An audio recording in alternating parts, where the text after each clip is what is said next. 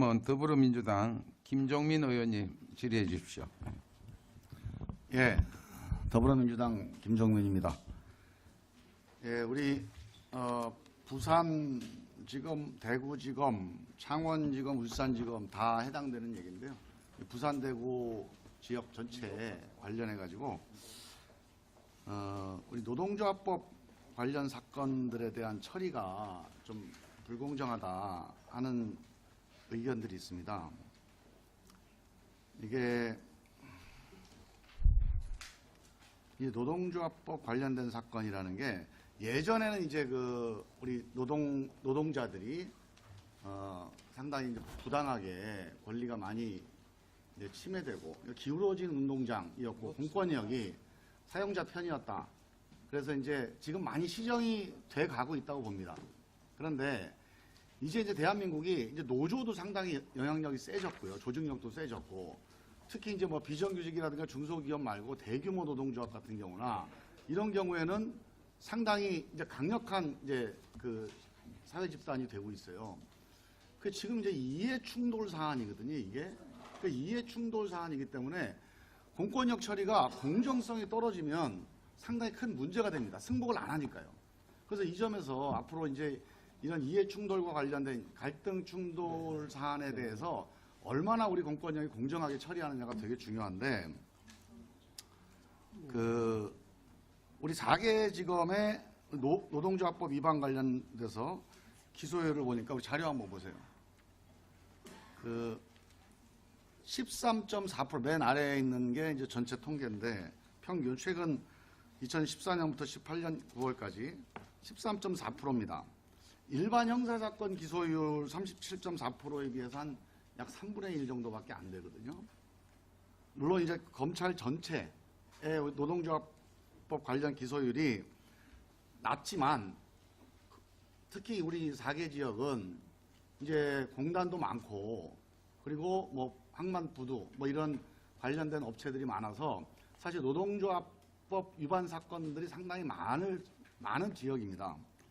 그래서 이런 부분들이 이 지역에서 이런 노동조합법에 대해서 이렇게 기소율이 낮다. 이걸 어떻게 봐야 되느냐.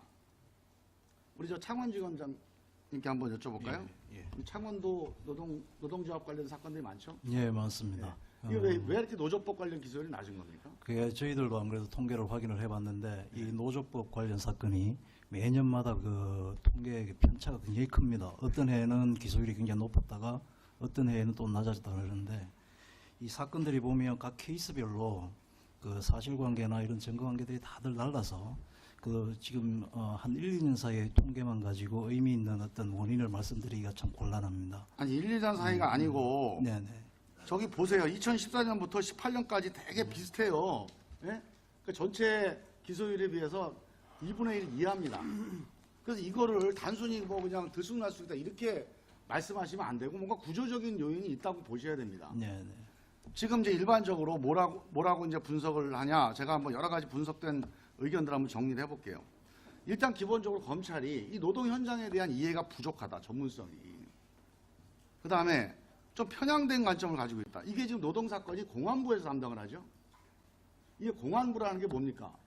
공공사회 질서의 안정을 위배하는 이런 사안들 아닙니까?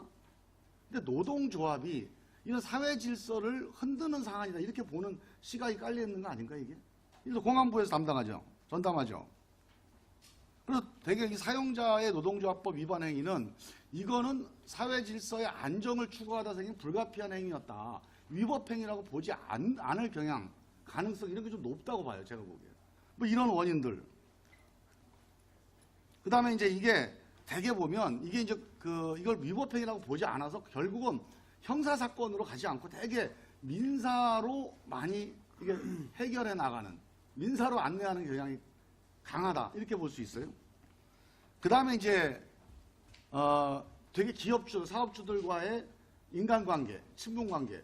아무래도 검찰이라든가 공권력이 저 사업하는 분들하고 더 인간관계가 많을 수도 있다. 이런 의심도 노동조합 측에서 할 수가 있겠죠.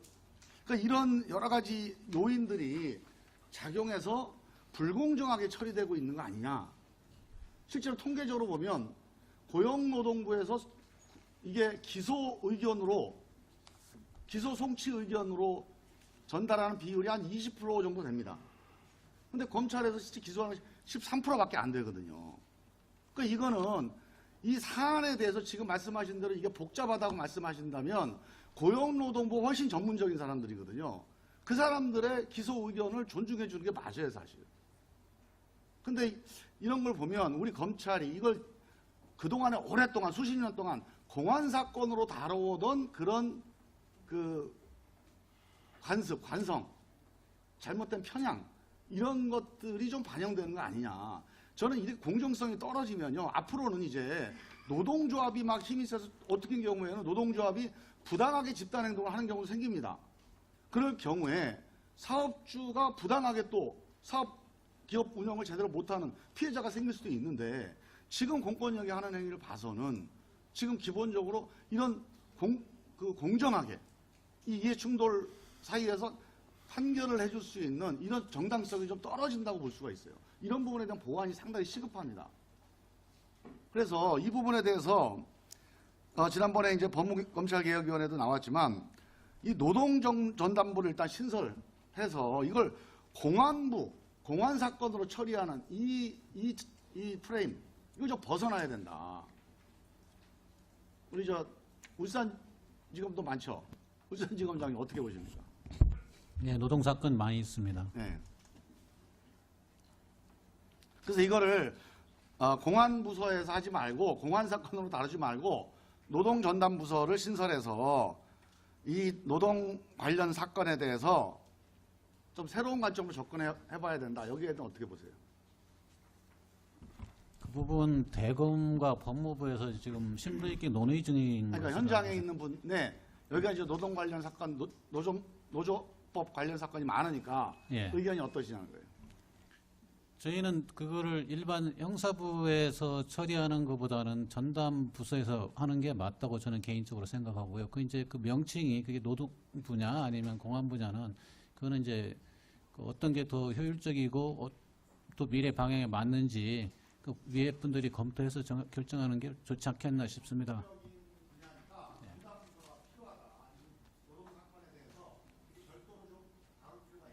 예. 예, 일반 형사부는 좀 아닌 것 같습니다. 예. 네, 김종민 의원님 수고하셨습니다.